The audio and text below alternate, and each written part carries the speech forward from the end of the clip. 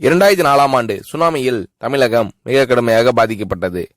2004இல் சுனாமியில் தமிழகத்தில் மட்டும் 6065 பேர் இறந்தார்கள். 88 கிராமங்கள் நிலைகுலைந்து அழிந்து போனது.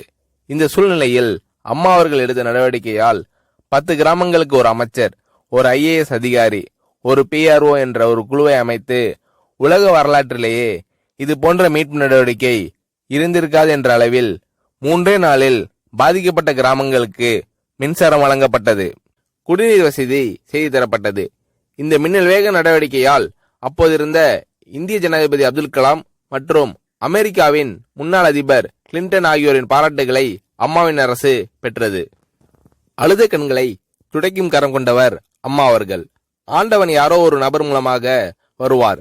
தமிழ்நாட்டிற்கு கிடைத்த தெய்வம் அம்மா அவர்கள். சுனாமியில் பாதிக்கப்பட்டவர்களில் 40 பேருக்கு 2 குழந்தைகளும் சுனாமியில் இறந்து விடுகிறது.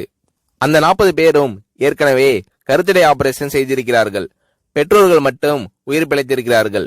உயிர் பிழைத்தவர்களுக்கு இனி குழந்தை கிடையாது என்ற நிலையில் அவர்களுக்கு கருணைவு ஆபரேஷன் செய்து அவர்களில் பல பேருக்கு குழந்தை பிறந்து அந்த குழந்தைகள் இன்று பள்ளிக்கு சென்று கொண்டிருக்கிறார்கள்.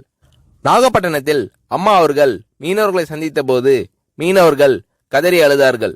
அவர்களிடம் அம்மா அவர்கள், நான் இருக்கிறேன், நீங்கள் கவலைப்படாதீர்கள், இழந்து போன உயிரை தவிர மீதி அனைத்தையும் நான் உங்களுக்கு தருவேன் என்று அவர்களுக்கு தேவையான அனைத்து உதவிகளையும் செய்து தந்தார் அம்மா அவர்கள்.